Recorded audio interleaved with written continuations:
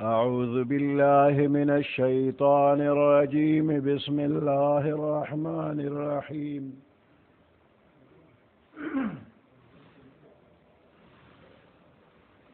والوالدات يرضعن أولادهن حولين كاملين لمن أراد أن يتم الرضاعة وعلى المولود له رزقهن وكسوتهن بالمعروف لا تكلف نفس إلا وسعها لا تضار والدة بولدها ولا مولود له بولده وعلى الوارث مثل ذلك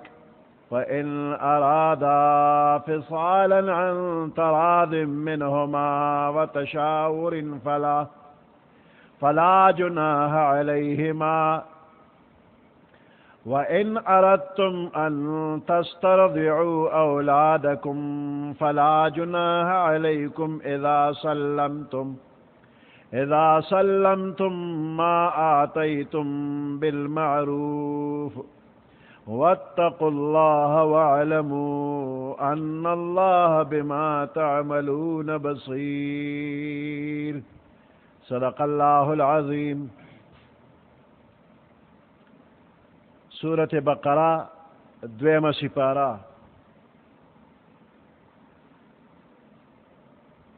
233 نمبر آیات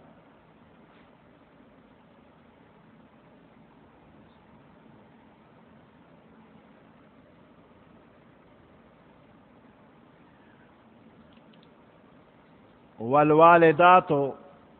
يرضعن أولادهن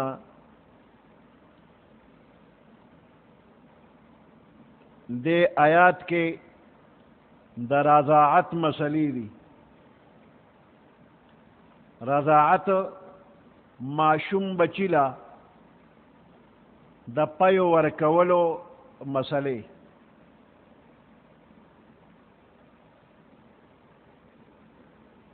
معشوم بچی تا پی ورکول دا مور ذمواری دا دا مور پا ذمہ باندے واجب دی چی خپل معشوم لدے پی ورکی نو بغیر دا عذرنا که زنانہ تا سا عذر نوی او دا پی نور کئی نو گناہگاری گی که دا خاون نا خفوی یا و سرزد کئی او پی نور کئی معشوم لا دا با گناہگاری او دا دے پیو ورکولو پا بدل کے دا خاون نا اجرت و معاوضہ نشی غستے زکا چے دا دے زنانخ پل ذمواری دا پل معشوم تا پی ورکول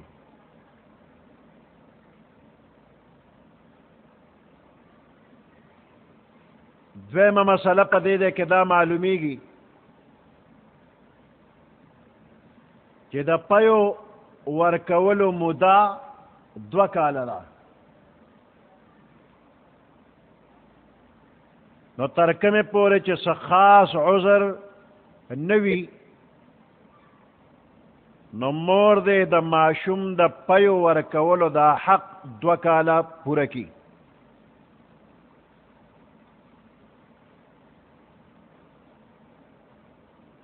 دا معلومی گی چے دا پیو ورکولو پورا مدا 2 کالا دا دین پس پیدے نہ ورکی البتہ قرآن پاک کے بل آیات تے وحملہ وفصالہ 30 شہرا دا دے آیات ترمخا امام اعظم ابو حنیفہ رحمت اللہ علیہ پنیزبان نے 2.5 کال پورے پی ورکولی شی رضاعت ثابتی گی کچرے معشوم کمزوری وی او مور والا پی ورکین 2.5 کال پورے پی ورکولی شی گناہ پکی نشتا او دا 2.5 کالو نا پس دے معشوم تا د مور پی ورکول حرام دی.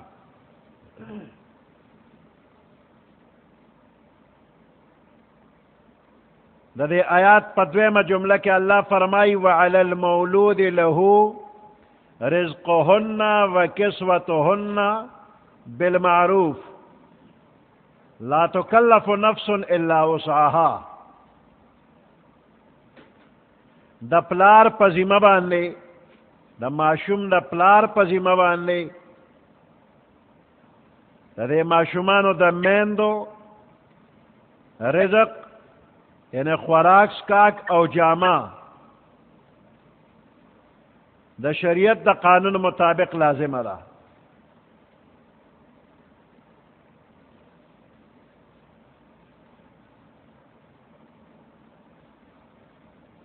دې کې قابل غور خبره ده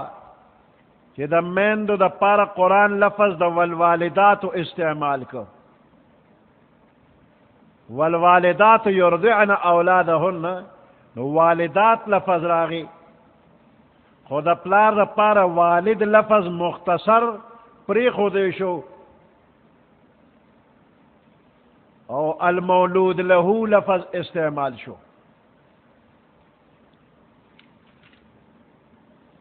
قرآن کے بل دے کہ لا یجزی والد عن ولده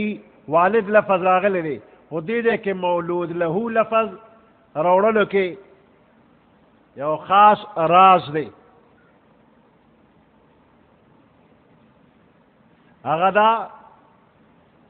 کہ قرآن پاک کے کم قانون ذکر کی گی نو دا دا دنیا دا قانون پشانتے نہ دے بلکہ دا قرآن قانون مربیانہ او مشفقانہ دے. تربیت تے پکی او شفقت تے پکی نو پدا سے انداز کے قانون بیانی گی کہ قبل ولی آسان شی عمل کول پہ آسان شی.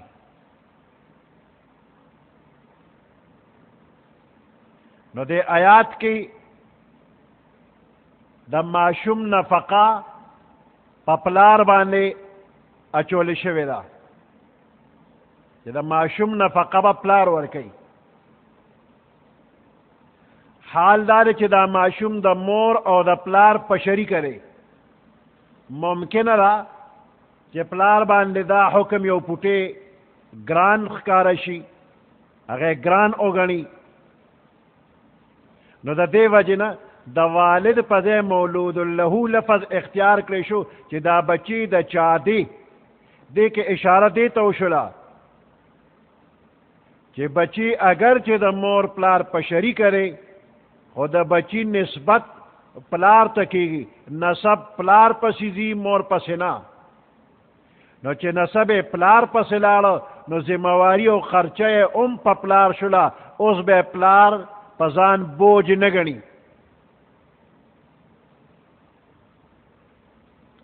دریمه مسله په دې ده کې دا ده آیات نه معلومیږي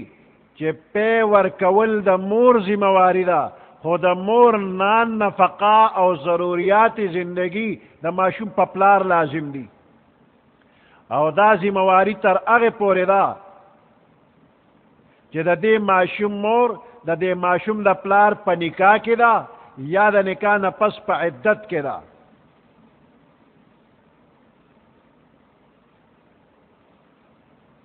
او د عدت تیریدو نه پس د طلاق او د عدت پوره کېدو نه رستو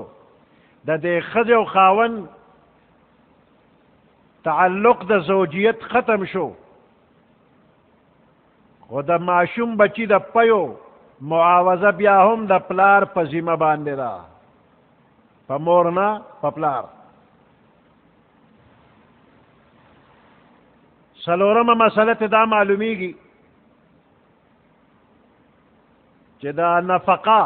د ماشوم د پلار د مالی حیثیت په اعتبار باندې به وي. که د ماشوم پلار غریب دی نو د خپلې بیبي له به د غریبۍ مناسب نفقه ورکوي او که د ماشوم پلار مالدار دی نو د خپل مالدارۍ مناسب نفقه به ورکوي. داسې نه چې د ماشوم مور د اوچت خاندان نه ده او پلار د غریب خاندان دی او د ماشوم مور ته نه خپل مالدارۍ مناسب خرچه غواړي. لا تضار والد بولدها ولا مولود له بولده. دې کې دویمه مسله دا ده چې ضرر به نشي رسولی د ماشوم د مور ته د ماشوم په وجه تکلیف به ورته نشي رسولی او نه به د ماشوم پلار ته د دې ماشوم په وجه تکلیف رسولی شي. مطلب دا چې د ښځې او د خاوند په خپل منځ کې ضد وي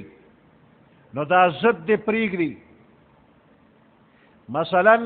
د ماشوم مور دې ته څه عذر دی د بیمارۍ یا د بل څه په وجه باندې او ماشوم نشي پاللی نو دا پلار به پې زبردستی نه کوي چې خامخا کمرې که پاتې کېږي د دې ماشوم پرورش به کوي او پی به ورکوي. یا د ماشوم پلار غریب دی او د ماشوم مور ته هیڅ عذر نشته او دا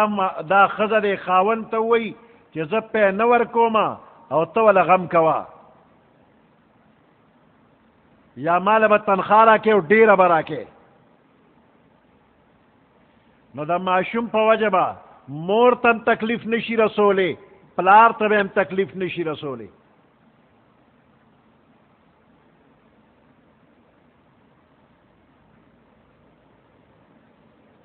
پنځمه مسله دا معلومیږي که چېرې د ماشوم مور ماشوم ته پی نه ورکوي د یو ضرورت په وجه انکار وکړي نو د ماشوم پلار به مجبوری نه او که دا ماشوم د بلې زنانه پی نه اخلي او یا د حیواناتو پی نه اخلي نو بیا به دا مور وله پی ورکوي بیا به دا پلار لګي دا مور به وله مجبوری چې ماشوم د لوږې مري د بلې زنانه پی نه اخلي یا بله زنانه نشته او د څاروو پی چې ورکو نو دا ماشوم خرابېږي نو ماشوم له پی خامخا ورکه.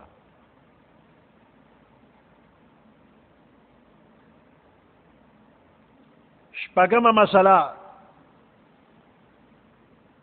دا معلومیږي چې د ماشوم مور په پیو ورکولو اجرت غواړي تنخوا غواړي نو تر کومې چې دا ښځه د دې خاوند په نکاح کې ده یا په عدت کې ده نو دا ښځه د خاوند نه اجرت او تنخوا نشي غوستی. درمیانه نان نفقه د ماشوم د پلار په ذمه باندې دا کافي ده نور اجرت به نه غواړي. نور تنخوا او اجرت غوستل د ماشوم پلار ته ضرر رسول دی. او که دې سړي دې ښځې له طلاق ورکړي وي او د طلاق عدت پوره شي نو د ښځې او د خاوند د زوجیت تعلق ختم شو نو اوس به نفقه په دې خاوند باندې وي د ماشوم د پیو په وجه باندې تنخوا به وي د نفقې ذمواري ختمه شوه او دا ښځه د خاوند نه اوس د ماشوم د پیو اجرت او عوض غواړي نو ورکوي به وله. اوس که نه ورکوي نو د ماشوم مور ته نقصان دی خو دا معاوضه او دا اجرت به په داسې انداز غواړي چې عام طور کم قاعده او قانون وي زیات به نه غواړي که زیات غواړي دا پلار ته نقصان دی. وعلى الوارث مثل ذلك که د ماشوم پلار مړو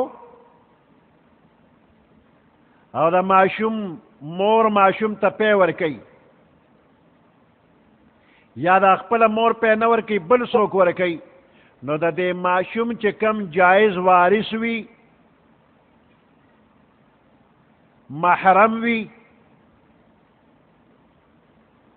نو په هغې خلکو باندې د دې ماشوم د پیو او د خدمت او د خوراک ذمہواری په هغوی راځي. دغه رشتہ دار به څنګه وي که چېرې دا ماشوم دته مال پاتې شوي وي او دا ماشوم مړ شو د ده دا مال په میراث کې به چا ته رسي؟ نو چې کم بنده ته د دې ماشوم مال په میراث کې رسي نو اقا کسان به د دې ماشوم د نفقې ذمہوار وي، که دغه وارثان ګڼ وي او که کم وي.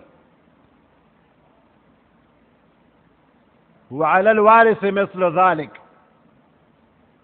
مثال په طور باندې د ماشوم پلار مړ دی نو د دې ماشوم یوه مور ده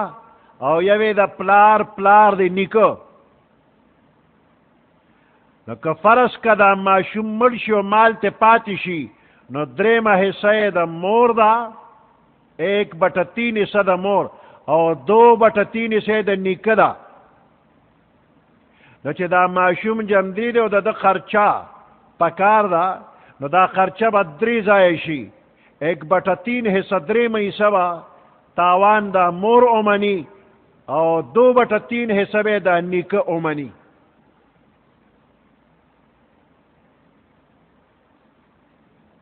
ګټه په تاوان ده. نو که د دې ماشوم نه وارثانو ته ګټه پاتې کېږي نو هغه د وارثانو ده، نو دغه شان که په دې ماشوم تاوان کېږي نو دا تاوان هم په وارثانو دی. دې د نه دا معلومیږي چې د نابالغ نوسي حق د نابالغ نوسي حق په نیکه باندې د بالغ زامنو نه زیات دی، ځکه چې د بالغ زوی نفقه په دې پلار لازمه نه ده او د نابالغ نوسي نفقه په دې نیکه لازمه ده، واجبه ده. البته که دا نیکه مړ شي او زامن یې وي او نابالغ نوسي هم دی نو د زامنو میراث یې رسي او د نوسي میراث کې حصه نه رسي، ځکه زوی قریب دی او نوسي بعید دی. الحق للقریب ثم للبعید. البته دی نیکه ته شریعت دا اختیار ورکړی دی که دا نیکه ضروري ګڼي نو د ماشوم نوسي له وصیت هم کولی شي او په ژوند هم څه حصه ورکولی شي. او که وصیت یې ونه کړ او په ژوند یې څه ورنه کړل او دا نیکه مړ شو نو د نیکه په مال کې د نوسي برخه نشته.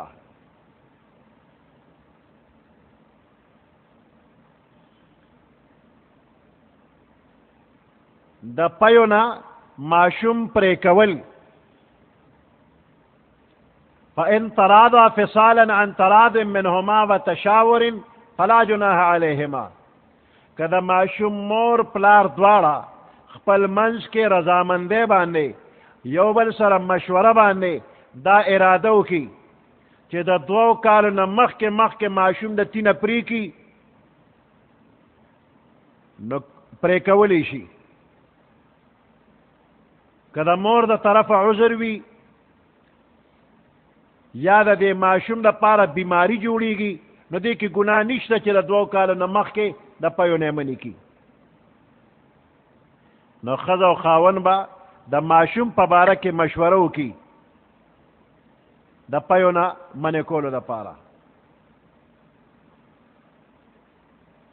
او که چېرې د ښځه او خاوند دواړو وایي چې موږ د ماشوم له بله مور ګورو چې هغه ورله پی ورکړي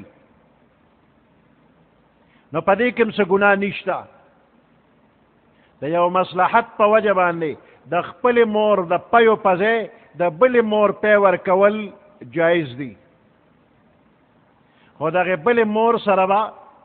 خبره خلاصه کې چې دا به اجرت غواړي، تنخواه به غواړي، څومره به غواړي. نو د تنخواه خلاصې به وکړي او که مفت یې ورکوي او وروسته پسه جنګ جګړه در سره نه کوي نو مفت هم ورکولی شي.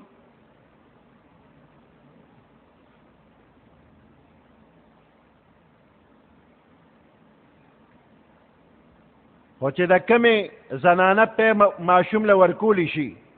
که لږ ساعت وي او که ډېر ساعت وي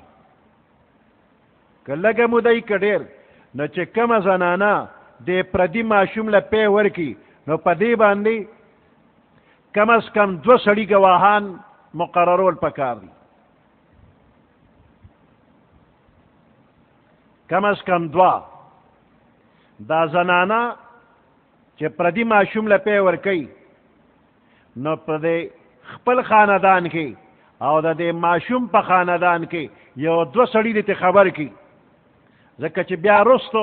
د نکاح مسلې راځي او دې نه څوک خبر نی نو د رضاعي رور او د رضاعي خور په منځ کې نکاح نه کېږي په ناخبرۍ کې بیا نکاح وشي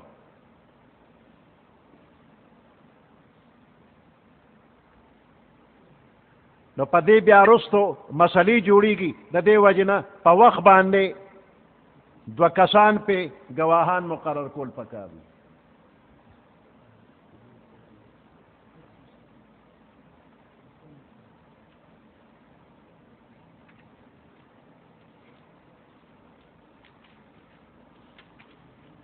والوالدات یرضعن اولادهن میندې پیب ورکوي خپلو بچو ته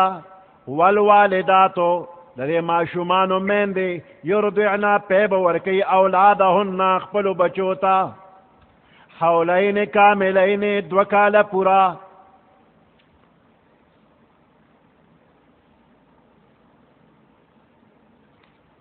لمن اراد ان یتم الرضاعة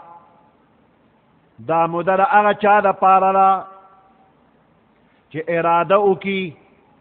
ان یتم الرضاعة چه دوی پورا کی مده دا رضاعت دا پیو ورکولو مده پورا کی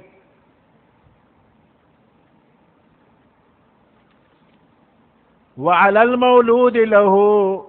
رزقهن وكسوتهن بالمعروف وعلى المولود له او په هغه چا باندې چې دا بچی د چا دی یعنی پلار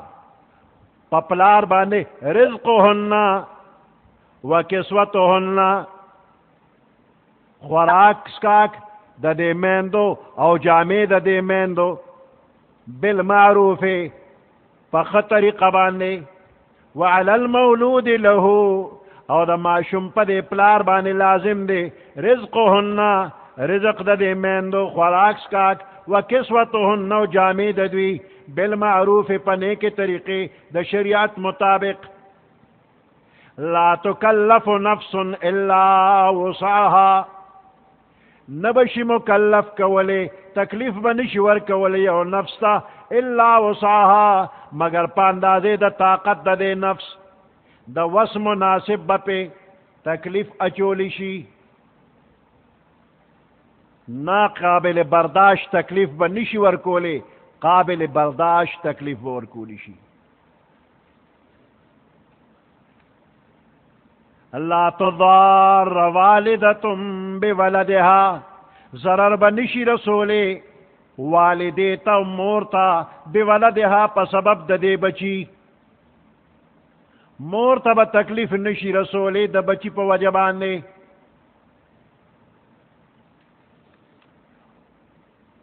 ولا مولود له بولده او نه به پلار د دې ماشوم ته تکلیف رسولی شي بولده په سبب د دې خپل بچی او که پلار مړو وعلى الوارث مثل ذلك او په وارث د دې بچی باندې مثل ذلك په مثل د دې انتظام بوي د پرورش انتظام د دې ماشوم په وارث باندې بوي کپلار جم دې نو مذکوره طریقه باندې د بچی پرورش انتظام وارث باندې دی چې محرم وي او وارث وي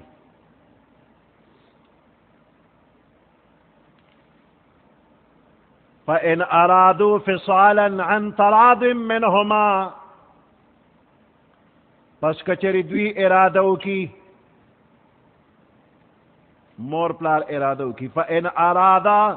که چېرې مور او پلار د دې ماشوم اراده وکړي فصالا عن تراض منهما د پیو نه د منې کولو په رضامندۍ د دې دواړو وتشاورن او په مشورې د دې دواړو فلا جناح علیهما نو مور پلار باندې ګناه نشته دی که د 2 کالو نه مخکې باهمي رضامندۍ او مشورې سره ماشوم د پیو نه منې کوي نو هیڅ قسم ګناه نشته دی وَإِنْ أَرَدْتُمْ أَن تَسْتَرْضِعُوا أَوْلَادَكُمْ کچره تاسو اراده لرئ ان تسترضعوا اولادکم چې خپلو بچو له د بل چا په ذریعه باندې پی ورکې بل رضاعي مور وله وګورئ د مصلحت د وجې نه د ضرورت د وجې نه د مور پی وله ښه نه دي ضرر ورته رسئ نو بل رضاعي مور وله ګورئ نو فلا جناح علیکم وَإِنْ أَرَدْتُمْ او کچره تاسو اراده لرئ ان تسترضعوا اولادکم چې خپلو بچو له بل رضاعي مور وګورئ فلا جناح علیکم نشته دی ګناه په تاسو باندې اذا سلمتم چې کله تاسو وسپارئ ما آتیتم هغه څه چې ورکوئ دې میندو ته بالمعروف په نیکې طریقې کما تنخواه اجرت دې مقرر کړی دی هغه وله ورکې واتقوا الله دا الله نه ویریږئ واعلموا پوه شئ ان الله چې بېشک الله بما تعملون بصیر په هغې عملونو چې تاسو یې کوئ بصیر لیدونکی دی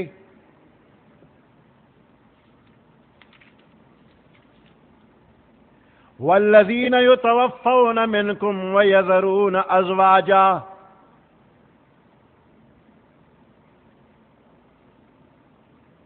که یو سړی مړ شي او ښځه کونډه پاتې شي نو دا کونډه ښځه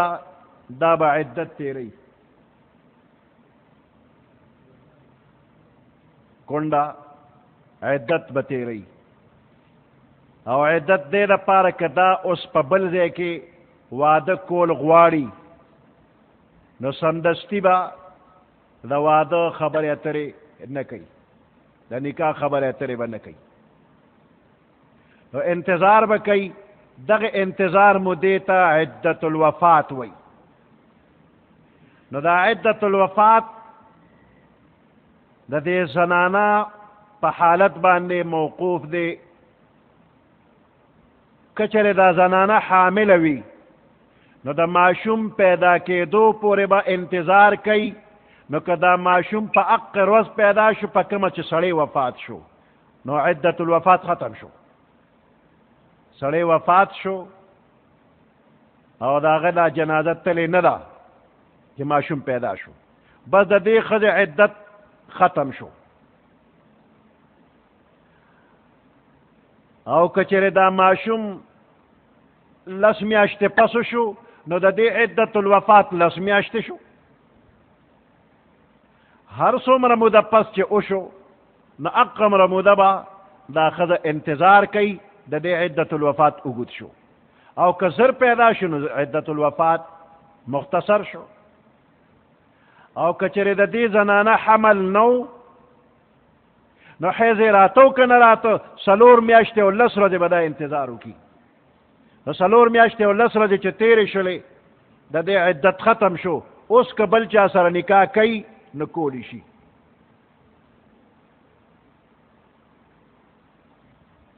د عدت په دوران کې د نکاح خبرې اترې به څوک ورسره کوي نه د عدت په دوران کې به خوشبو نه لګئ خوشبو به نه استعمالی رانجه به نه استعمالی تیل میل به نه استعمالی ډول ډال به نه کوي نکریزې وغیره او خشته او رنګینه جامې به نه اغوندي او د کوره به وځي نه په عدت کې که عدت الطلاق دی او که عدت الوفات دی دا ښځه به د کوره وځي نه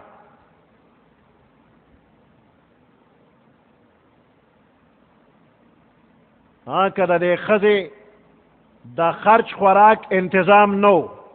ماشومان ورته پاتې وي نارینه بالکل نشته نو دې وخت کې د مجبورۍ د وجې نه دا زنانه د ورځې مزدورۍ له به وځي خو شپه به کور ته رارسي شپه به بار نه کوي او که د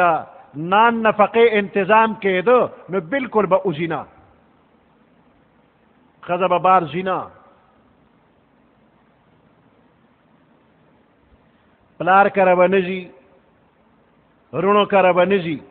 لونو کره به نه ځي نه به غم له ځي نه به ښادۍ له ځي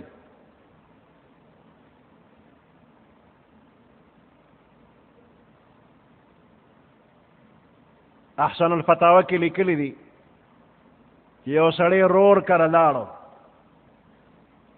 او هلته یې په زړه څه چلو شو مړ شو ښځې ته خبر راغی چې خاوند دی ستا د لیور په کور کې مړ پروت دی وی دا د دغې مړ خاوند مخکې ټوله لیور کره لاړه شي فتوا پې دا ده چې نه به ځي د خپل مړ خاوند مخکې ټوله لیور کره به نه ځي دا خاوند دې وله دلته راوړي نو مخ به یې وګوري او دا دې وله ځي نه یعنې د کور نه وتل پکې نشته او د بعضې جاهلانو د خولې یو خبره ده وایي چې د سړي جنازه پورته کېږي نو بعضې ښځې د کونډې ښځې ته وایي د خاوند د کټ نه څو قدمه مخکې قدمونه واله څو قدمه مخکې وګرځه وایي بیا چې چېرته ځې نو ځه پابندي نشته دی نو چې کټ پورته شي نو دا د جنازې د کټ نه مخکې کوڅې پورې روانه شي واته قدمه والي بیا ښځې ورته وایي زه اوس جهان ګشته شه ټول جهان کې ګشت کوه پروا نشته دا د خدای حکم داسې په اسانه ماتېږي چې یو څو قدمه واله او بیا ګرځه دا جهالت دی په دې باندې د خدای دا حکم تا ته معاف کېږي نه نو بهر ګرځېدل پکې نشته د کوره وتل پکې نشته د مور پلار کره به هم نه ځي د نورو خپلوانو کره به هم نه ځي مړي له به هم نه ځي ښادۍ له به هم نه ځي 4 میاشتې او 10 ورځې به دا سوګ مناوی خاوند پسې خفه ده او که حملو نو د ماشوم پیدا کېدو پورې به دا پرهیز کوي دا ګورې سزا نه ده دا په دې باندې عمل کول دا عبادت دی او ثواب دې پې کېږي دا دې څوک عذاب نه ګڼي عبادت دی د خدای حکم دی ثواب دی پکې نو 130 ورځې پرهیز به کوي بیا دې نه پس دا زنانه تپوس کوي ښه چې دا 130 ورځې تېرې شوې نو بیا به څنګه چل کومه چې غسل کوم نو نفل به کومه او بیا به مخبرې ته ځمه او که نه فلاني کره به ځم او فلاني کره دا څیزونه پکې نشته دی 4 میاشتې او 10 ورځې تېرې شوې پابندي وه نو پابندي ختمه شوه اوس د پابندۍ نه پس که چېرته د تلو ضرورت وي نو اوس اجازت دی مقبرې له تلل دی پکې لازمي نه دي فلاني کره تلل پکې لازمي نه دي خو دې نه پس پابندي ختمه شوه اوس که ته چېرته ځې نو اجازت دی دې نه پس که د نکاح خبرې کوې نو کولی شي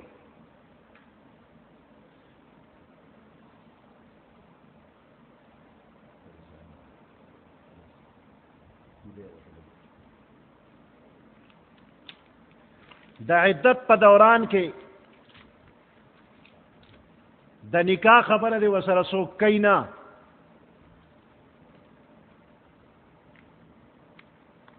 چې فلانی چې عدت ته تېر شي نو ګورې ما به کې تاسې به ورته نه وی د نکاح خبره نکاح هم حرامه ده په دې وخت کې او د نکاح خبرې هم حرامې دي نو البته اشاره کولی شي په اشارو کې ورته خبره کولی شي چې ته خو ډېره بختوره ښځه او ستا په شانتې بختورې به د بختورو کره ناستې وي نو دا په زړه کې پوه شو چې دا سړی امیدوار دی ته ډېره بختوره او ستا په شان بختورې دا به بختورو کره وي او زمونږ د خدای سبب وکړي د وړو مور مړه ده ماشومان دقسې بې اسرې پاتې دي خدای دې انتظام وکړي نو بس دا یو اشاره هغه پوه شوه چې دیم کونډ دی او زم کونډ دی ما، نو بیا چې عدت تیر شي نو کزړې وي نو خبره به وکړي او ښکاره به دا نه وي چې فلانی ګورې چې عدت دې تیر شي نو ګورې چاته غاړه کښېنه دی زه یمه، دا خبرې غلطې دي، دا ګناه ده.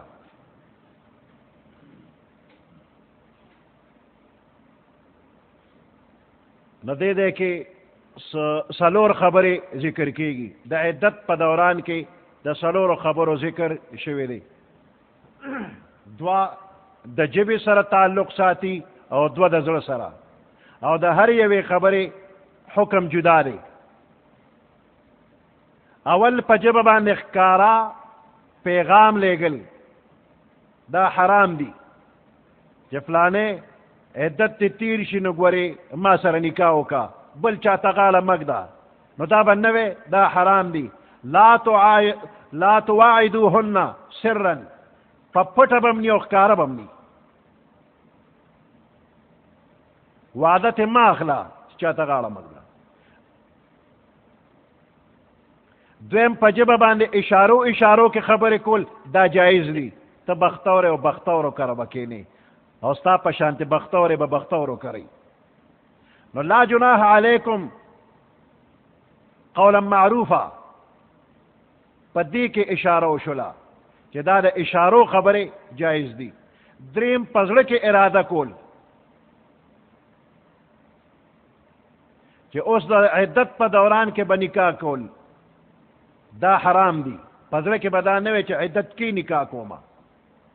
نو په عدت کې نکاح کول حرام، نو د حرام اراده کول دام حرام، نو په زړه کې دا مه وایه. لا تعزمو، او څلورم په زړه کې دا اراده کول چې د عدت نه پس به ورسره نکاح کوم دا جایز دي. اکننتم فی انفسکم د دې ذکر راغی.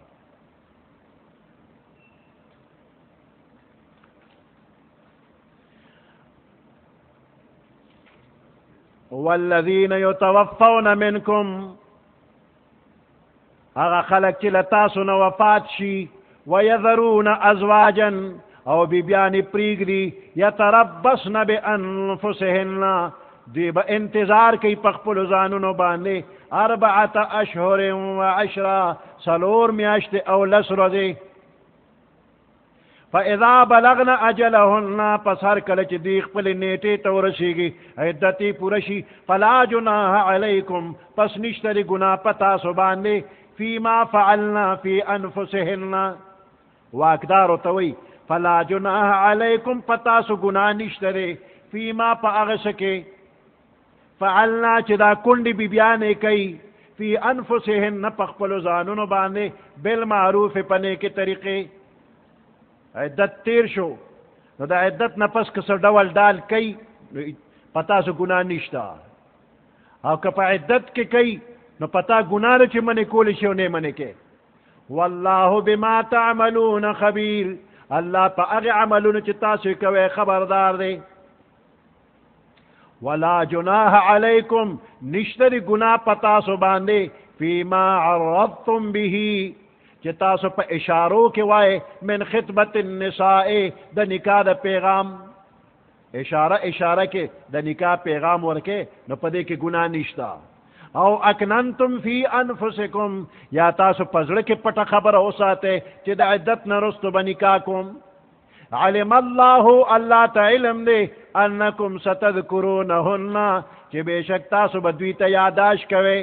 الله ته علم دی چې تاسو به دې بیبیانو ته یاداش ورکوي، نو مه ورکوي یاداش. ولکن لا تواعدوهن سرا،